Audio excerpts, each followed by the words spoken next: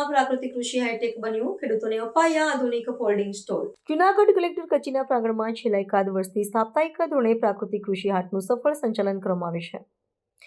આ વ્યવસ્થામાં નવો આયામ ઉમેરાતા જિલ્લા વહીવટીતંત્ર દ્વારા પ્રાકૃતિક ખેતી કરતા ખેડૂતોને તેમની પેદાશોના સુવ્યવસ્થિત વેચાણ માટે ફોલ્ડિંગ ટેન્ટ સ્ટોલ ફાળવવામાં આવ્યા છે। કલેક્ટર અનિલ રાણાવસિયાએ આ નવતર સુવિધાને ખુલ્લી મૂકી ખેડૂતોના પ્રયાસોને બિરદાવ્યા હતા। અત્યાર સુધી ખેડૂતો ખુલ્લામાં પોતાની જણસ વેચતા હતા, પરંતુ હવે આ સ્ટોલ મળવાથી ગ્રાહકો અને વિક્રેતા બંને માટે અનુકૂળતા ઊભી થઈ છે। આ પહેલનું વિશ્લેષણ કરતા સ્પષ્ટ જણાય છે કે જૂનાગઢ વહીવટીતંત્ર પ્રાકૃતિક ખેતીને પ્રોત્સાહન આપવા માટે માળખાગત સુવિધાઓ પૂરી પાડવા પર ભાર મૂકી રહ્યું છે। કલેક્ટર કચેરી જેવા જાહેર સ્થળે આ પ્રકારના સ્ટોલ કાર્યરત થવાથી સામાન્ય નાગરિકોમાં ઝેરમુક્ત ખેત પેદાશો પ્રત્યે જાગૃતિ વધશે। ખેડૂતોને સીધું બજાર મળતા વચેટિયાઓની ભૂમિકા નાબૂદ થશે અને તેમને પોષણક્ષમ ભાવ મળી રહેશે। ફોલ્ડિંગ ટેન્ટની સુવિધાને કારણે હાટનું આયોજન વધુ શિસ્તબદ્ધ બનશે અને વરસાદ કે તડકા જેવી કુદરતી પરિસ્થિતિઓમાં પણ વેચાણ પ્રક્રિયા વિરત ચાલુ રાખી શકાશે। જૂનાગઢમાં પ્રાકૃતિક કૃષિ હાટના આધુનિકરણ જિલ્લાના અનેક ખેડૂત પરિવારને આર્થિક ટેકો મળશે। કલેક્ટરે આ પ્રસંગે જણાવ્યું હતું કે આગામી સમયમાં તાલુકા કક્ષાએ પણ આવા વ્યવસ્થિત હાટ શરૂ કરવાનું આયોજન કર્યું છે। આ પ્રસંગે જિલ્લાના ખેતીવાડી અધિકારીઓ અને મોટી સંખ્યામાં પ્રગતિશીલ ખેડૂતો ઉપસ્થિત રહ્યા હતા। આ નવી સુવિધા સાથેનું હાટ હવે જૂનાગઢના નાગરિકો માટે શુદ્ધ અને સાત્વિક ખોરાક મેળવવાનું મુખ્ય કેન્દ્ર બની રહેશે।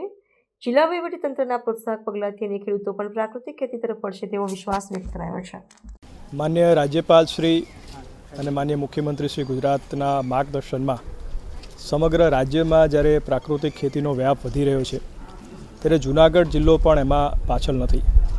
આજે જૂનાગઢ જિલ્લામાં લગભગ 21,000થી પણ વધારે ખેડૂતો પ્રાકૃતિક ખેતી અપનાવી ચૂક્યા છે।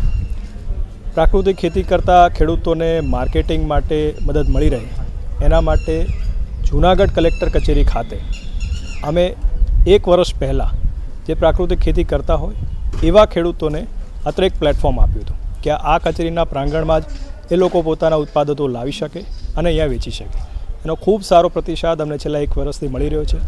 ત્યારે આમાં એક હવે પગલું આગળ વધી અને એ લોકોને અમે આ પ્રકારના જે આ પાછળ જુઓ છે એવા સ્ટોલ આપે છે, જેથી એ પોતે પણ એક ડિગ્નિટીપૂર્ણ પોતે પોતાનું વેચાણ કરી શકે અને સાથે સાથે જે લોકો અહીંયા આવે છે એમને પણ પ્રાકૃતિક ખેતી વિશે માહિતી મળે, એનું બ્રાન્ડિંગ થાય ને વધુમાં વધુ લોકો સુધી આપણે પહોંચીએ એવો અમે આશય રાખી અને પ્રાકૃતિક ખેતી કરતા ખેડૂતોને વધુમાં વધુ લાભ મળે અને એનો પ્રચાર થાય એવો પ્રયાસ કરી રહ્યા છીએ।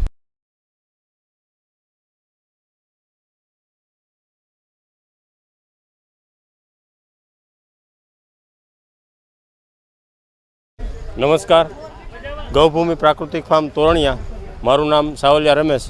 અમે લગભગ 1 વર્ષથી પ્રાકૃતિક કૃષિ પેદાશ જેવા કે શાકભાજી, ફળો આવું લઈને અહીં આવીએ છીએ જિલ્લા સેવા સદનમાં।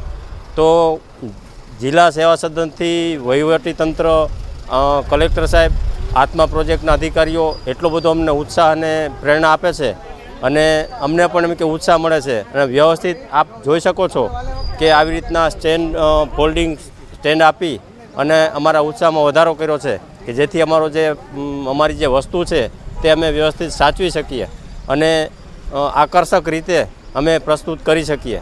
ત્યારે જૂનાગઢના લોકોને ખરેખર એમ કે પ્રાકૃતિક વસ્તુ ખાવા માટે મળે, શાકભાજી મળે અને ઓર્ગેનિક ફળો મળે અને લોકો આ તરફ પ્રેરાય એના માટે જે સરકારના અને આત્મા પ્રોજેક્ટના જે પ્રયાસો છે અને એ લોકો અમને ઉત્સાહ આપે છે, આવી રીતની સહાયો આપે છે।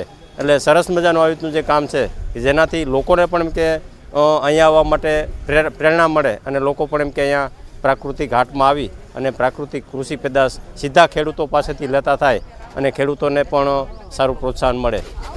જય ભારત।